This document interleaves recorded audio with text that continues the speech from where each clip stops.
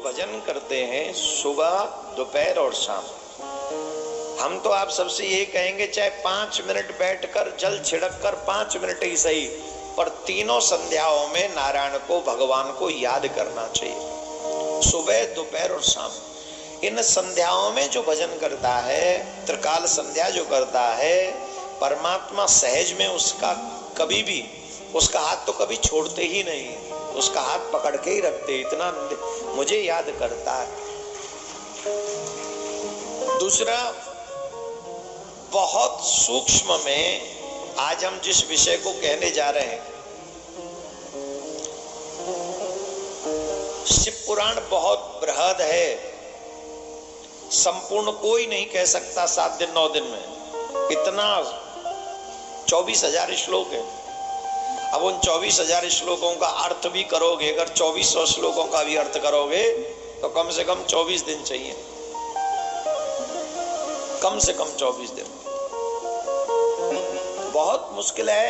फिर भी शिव पुराण का सार तत्व जो है वो हम आपको सुना रहे हैं। देखिए, जब मां सती भूत भावन भोलेनाथ की अर्धांगिनी थी, तो भूत भावन भोलेनाथ अपनी अर्धांगिनी को लेकर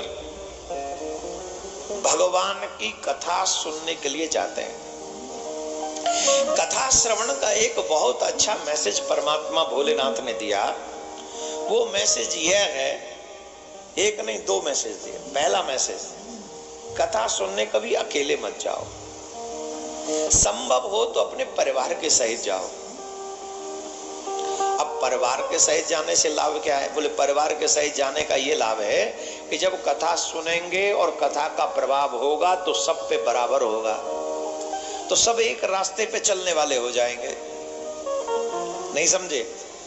अकेला व्यक्ति एक घर में से कथा सुन रहा है, जो आजकल हो रहा है, एक व्यक्ति 2 व्यक्ति कथा सुनते हैं, बाकी के लोग मोबाइल और टीवी और वो पिक्चर देखते हैं। तो पिक्चर देखने वालों को आसन पे बैठा हुआ जो व्यक्ति है वो अखरता है, अखरता है कि नहीं? ये घरों में द्वंद्व होता है कि नहीं? अरे जब देखो जब भजन ही भजन करता रहता है, पागल हो गया है क्या? और अच्छा, हम ऐसे नहीं कह रहे हैं, माताएं हमारे पास आकर इस बात की शिकायत करती हैं कि हमारे पति कहते हैं कि तुम भजन करते हो, बाबा जी हो जाओगे, तुम ये सब छोड़ दो। और कई तो यहाँ तक कहती हैं जब से तुमने भजन करना शुरू किया हमारा तो नाश हो गया। और वो मूर्ख कभी इस बात को नहीं समझते कि हम जो भजन नहीं करते हैं और झूठ बोलते हैं, पाप करते हैं, मद्यपान करते हैं, स्मोक करते हैं, दूसरों को धोखा देते हैं, उन पापों की वजह से नाश हो रहा है। अभी तक जिंदा हो तो सिर्फ इसके भजन की वजह से जिंदा हो। तो यहाँ एक बात तो सही है कि जब कथा सुनने जाओ तो सब परिवार जाओ, जिससे सभी लोगों पे कथा का असर हो और वो सभी लोग सात्विक जीवन जिए। आप, आपके माता पिता और आपके बच्चे। भगवान की कथा हमेशा, अच्छा अकेले भी जा सकते थे भोले बाबा, और भोले बाबा को जरूरत क्या है कथा सुनने की? क्या आवश्यकता है? जिनकी कथा से पुराण में भरी पड़ी है, स्वयं ही कथा है, उन्हें क्या आवश्यकता है? बोले नहीं, हम घर के मुखिया हैं, ये पूरा विश्व हमारा घर है और हम इसके मुखिया हैं, तो मुखिया को अपने चरित्र से उपदेश देना चाहिए। अब ऐसा नहीं कि मुखिया तो पड़ा है बिस्तर में 15 बजे तक और बच्चों से कहता रहता है अरे भजन कर लिया करो, सूर्य को जल चढ़ा लिया करो, अरे तुलसी में जल दे दिया करो, अरे भाई थोड़ा सा समय पे मंदिर वंदिर हुए। अब खुद कभी कुछ नहीं करना। अब जब खुद तुम कुछ नहीं कर रहे हो तो तुम बच्चों को भी उपदेश नहीं दे सकते, और बच्चे मानेंगे भी नहीं। एक आध दिन डर की वजह से कर भी देंगे, एक आध दिन तुम्हारे मुंह पे कह देंगे पापा खुद तो कुछ करते नहीं, हमारे माथे मर रहे हो। तो इसलिए क्या करें? भगवान भोलेनाथ कह रहे हैं हम घर के मुखिया हैं, तो हमें खुद को अपने चरित्र से उपदेश देना है। तो कैसे? भूत भावन भोलेनाथ कहाँ रहते हैं? कैलाश पे। कैलाश कहाँ है? उत्तराखंड, इतना ऊंचा। और कथा सुनने कहाँ गए? दक्षिण में। एक बार त्रेतायुग मां शंभो गए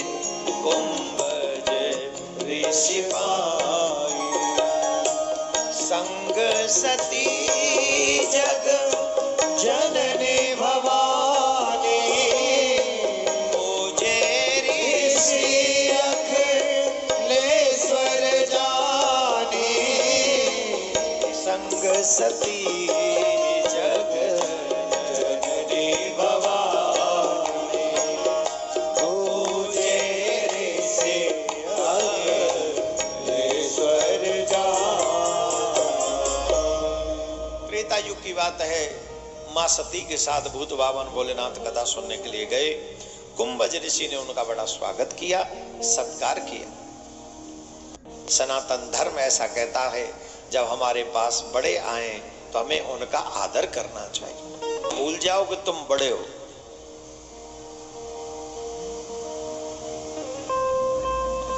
भूत बावन कैलाश, उस शिखर की ऊंचाई क्या है?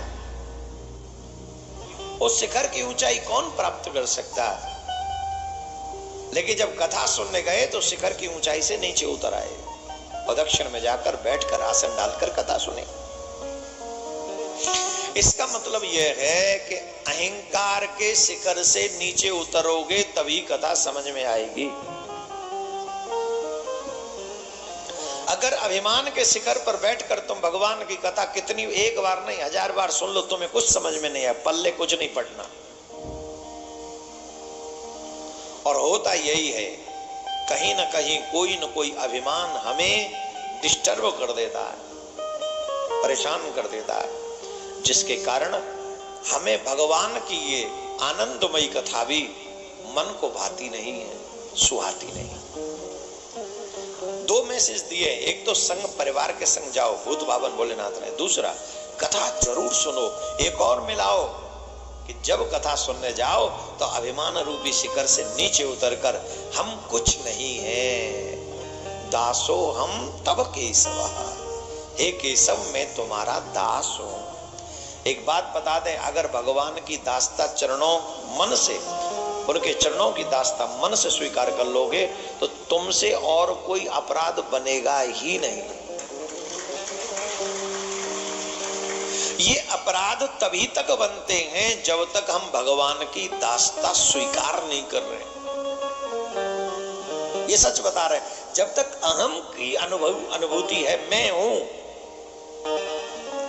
आई एम डिफरेंट पर्सन, जब तक ये फीलिंग रहेगी तब तक आप अच्छा और बुरा कुछ भी करोगे। लेकिन जब ये समझ में आ जाएगा कि दासो हम तब केशव, हे केशव मैं तुम्हारा दास हूं, तो दास की तो स्वयं की कोई मर्जी ही नहीं होती। होती है? जवाब दो। दास की कोई मर्जी होती है? दास तो फिर वही करता है जो स्वामी चाहता है।